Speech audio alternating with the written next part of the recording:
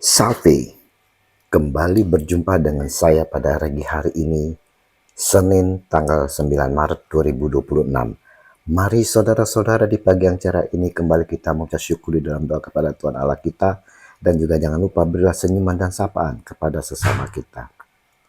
Kita awali perenungan pagi hari ini dengan tanda kemenangan kita dalam nama Bapa dan Putra dan Roh Kudus. Amin. Menerima atau menolak Yesus. Bacaan liturgi hari ini diambil dari kitab kedua Raja-Raja 5 ayat 1 sampai 15a dan Injil Lukas 4 ayat 24 sampai dengan 30. Saudara-saudaraku yang terkasih di dalam kasih Kristus, penolakan terhadap Yesus saudara kembali kita diperlihatkan melalui Injil hari ini. Ketika Yesus Tuhan menyampaikan tentang Elia diutus bukan kepada salah seorang dari mereka, melainkan kepada seorang perempuan janda di Sarfat di tanah Sidon. Dan pada zaman Nabi Elia, banyak orang kusta di Israel dan tidak ada seorang pun dari mereka yang ditahirkan, selain daripada Naaman orang Syria itu. Lukas 4 ayat 26 sampai dengan 27. Saat mendengar itu, saudara-saudaraku yang terkasih, sangat marah semua orang yang di rumah ibadat itu.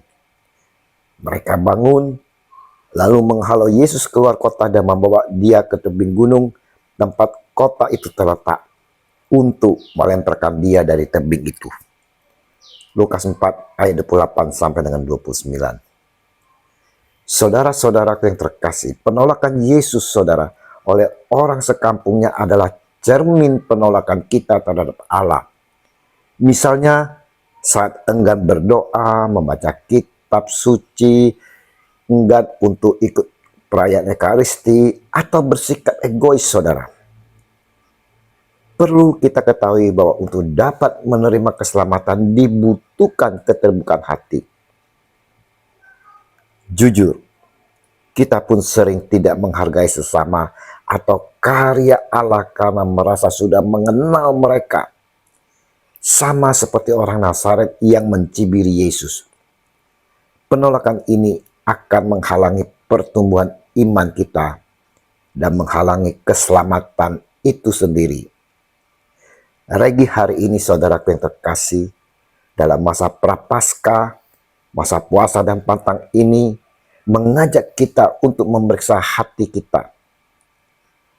Apakah saya menerima Yesus atau menolaknya karena keegoisan?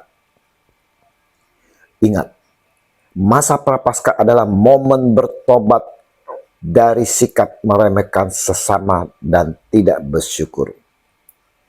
Untuk itu saudara-saudaraku yang terkasih, mari kita mau saudara bertobat dalam pertobatan sejati. Mau membuka hati untuk menerima pengajaran Tuhan Yesus.